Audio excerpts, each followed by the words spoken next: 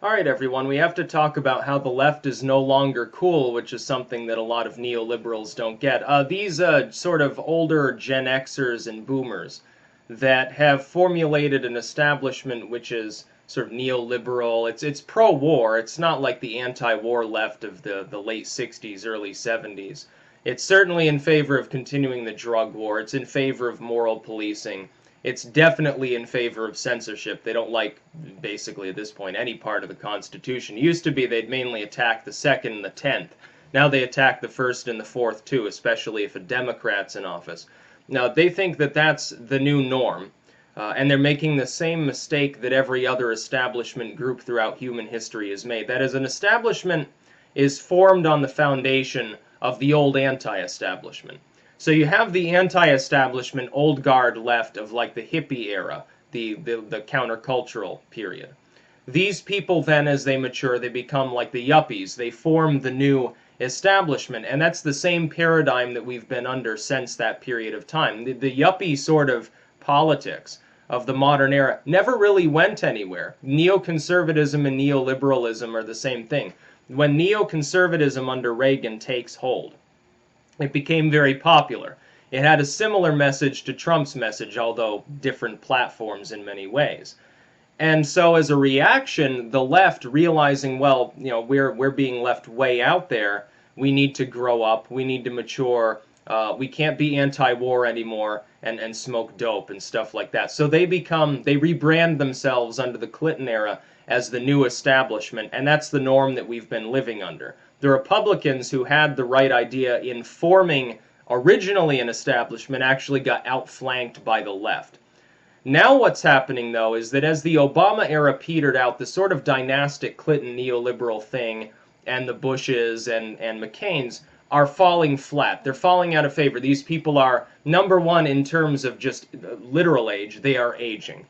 Number two, in terms of policies, the world has changed so vastly, especially because of the internet, that their policies no longer make sense to people that are, in the know about being tech literate, people who care about not wanting to kill foreigners, not wanting to put our own people in danger. The politics of the world, the issues that are found important are vastly different. Therefore, what the establishment can and cannot capitalize upon in a political and social sense has changed too. The new anti-establishment is comprised of an extremely malleable collective of different banners. You've got ANCAPs, you've got libertarians, you've got the alt-right, you've got the alt-light, you've got the populist sort of quasi-paleocons of Trump. You've even got, and this is something people need to understand, the actual far left, which is a tiny minority of the overall neoliberal sort of progressivist left movements, is more aligned at this point, I think, ideologically, with the so-called far right and some of these different malleable groups than it really is with its own neoliberal establishment. That is, they're anti-war. Well, the alt-right is against proxy wars largely too. They are against the idea of the police state. I think you'd find that virtually all of these subgroups within the right are as well. Some of the most important issues, really, are drawing the far left in with the actual sort of collective of the right, the anti-neocon right, that is. And so anti-leftism, when I use that term to denote my general feelings, because I don't fit solidly under any of these right-wing banners. I'm not really on the right on some issues. I'm simply anti-left. What I mean is anti-neoliberal. And neoconservatism is basically the same thing. The two actually, even though they started further apart, the left, when it rebranded itself under Clinton, had to differentiate itself from the right. So they said, well, we do need more welfare spending. We do need more programs. We can be pro-war and anti-dope and stuff like that, but we've got to have some differences. And look, here's Bill Clinton. He's also a lot younger than these people he's running against. They sort of started to look like Mondale going up against Ronald Reagan. Very boring, very dry. Just doesn't sort of work. Bush aside, Bush was basically the same thing. Stimulus aside, in his case. They had to rebrand themselves. And that created the new establishment. The new anti-establishment will eventually become, by the way, for those who think that there is a rising new norm, that the right wing wins all of these different banners, sort of conglomerate, and they destroy the old establishment, and then it goes on forever. We hit golden age, utopia forever. That won't happen. The only thing that's certain within society and politics is change, much like the dying flames of the 90s neoliberal left are giving rise to the new counterculture, which is largely taking place online as well, which is important. That new anti-establishment eventually will seize power. We're going to see more Trumps, more Rand Pauls, more Trumps, more of the Sanders stuff too. I think that'll begin to degrade the neoliberals significantly with any voter that's under 35, certainly on the Democratic side. What's going to happen is that will eventually become the new establishment. Whichever side races to the top first, it looks like it'll be the right, the other side will rebrand itself. The Democrats will be dragged kicking and screaming into the modern era. They'll have to reformulate their platforms. They'll have to clear house, get rid of some of the old 60 and 70 plus detritus in Congress. All the Nancy Pelosi's, the Dianne Feinsteins, the Hillary Clintons. You see it already. But it's not an empty prediction. You see it already happening. Increasingly, the Democrats are telling Hillary to shut up because she's become the face of the party. She's also the face, the literal face of the outdated establishment. They have to get rid of that. Obama worked because Obama was younger and somewhat more tech literate. The Democrats actually took a step backwards from the 2010s to the 1990s and attempted to pass that off as a legit campaign strategy. And it never was going to work, not with a candidate like Trump to go up against them. She would have cleaned the floor with Jeb, but then if that had happened, if the paradigm shift had been denied, you would have seen a massive, massive overhaul of our social alienation would have been through the roof on both the left and the right at that point. It would have been 10 times more powerful. Trump is a mild reformer. He's a stepping stone. It's like a slow movement within evolution. Trump is the first tentative step of the right wing into evolving into a new form to deal with the new situations that the world has now in a generational struggle. It's been ongoing forever. It'll always keep going on. The left hasn't done that. They took a step backwards in their evolution. So they're at a loss right now. They've actually done something that's slightly unprecedented. They attempted to go back. They didn't go back 100 years and dig up some old dead platform they used to have and said, well, if we just shine this off a little bit, I think this could work. I think we could rig this into our system. It'd be a good thing. No, they just took a half step back and went totally for it and said, we're going to take a dynastic figure from the 1990s whose platform is straight out of Herbert Walker Bush or Bubba Bill himself, and we're going to try to pass it off as like youth-friendly or something. No, the youth voted for Bernie Sanders, Jill Stein, Gary Johnson, or they protest voted for Donald Trump. A lot of them abandoned Hillary Clinton. Women abandoned Hillary Clinton. It was great to see. Therefore, we have recommendations for different groups. The recommendation for third parties is keep doing what you're doing.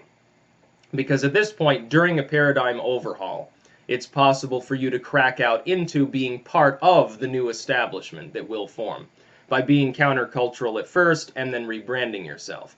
Now, I see this as a corrupt thing to do. I hope that some purism will remain there, and I think it would be a good thing for the country if it does. But that's what you can do.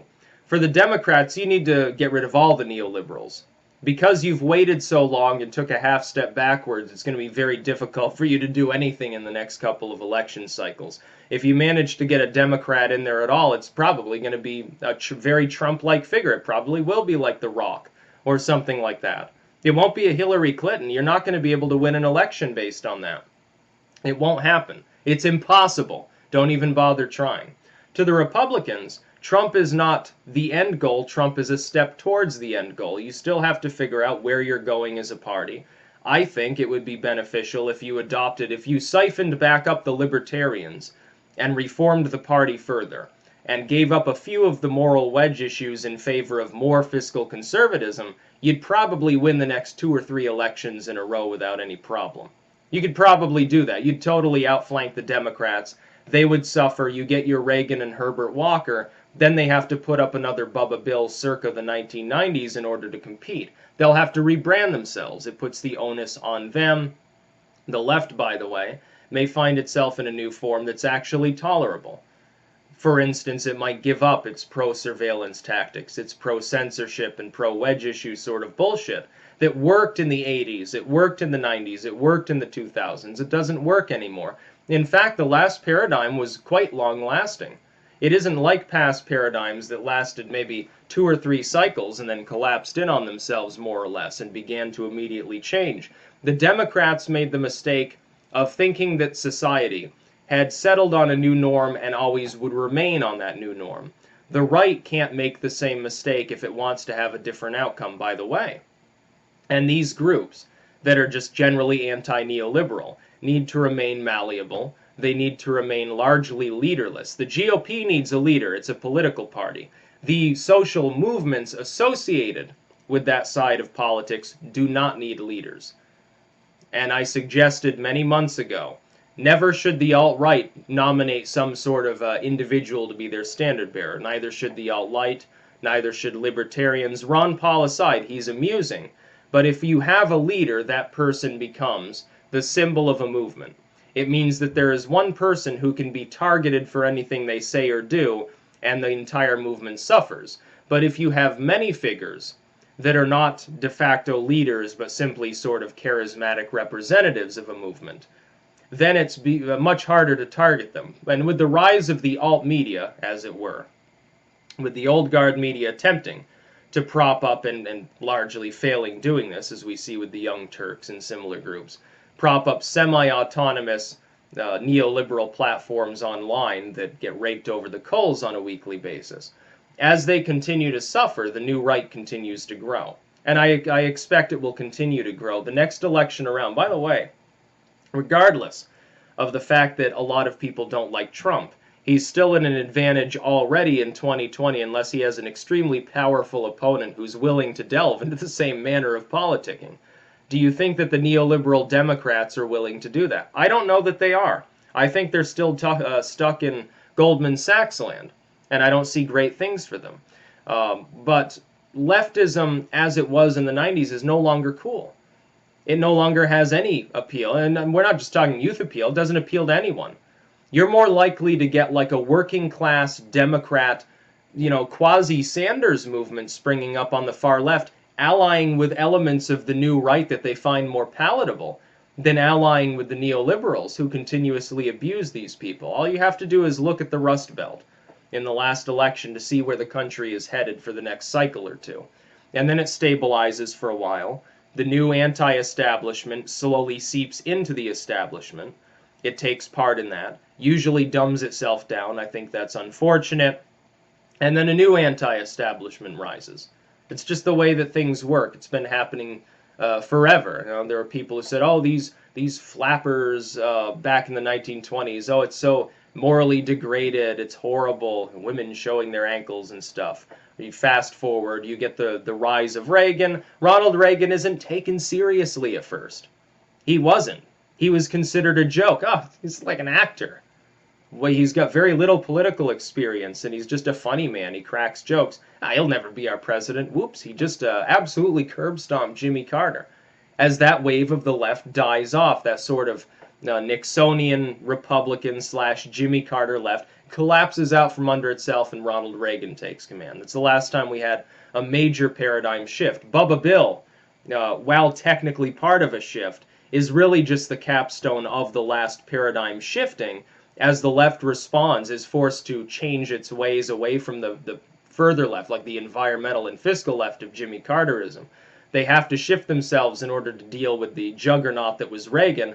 They sensed weakness because Herbert Walker wasn't popular, so they simply put a young candidate forward. They did the same with Obama, and that's possibly part of a miniature paradigm shift, which at first was, again, it was anti-war, anti-surveillance, anti-police state. Then, of course, Obama gets in, he keeps doing those things. He actually poisoned the neoliberal movement further, beyond what it had already been poisoned to. And that's really what's happening in U.S. politics today. That's about all. Peace out.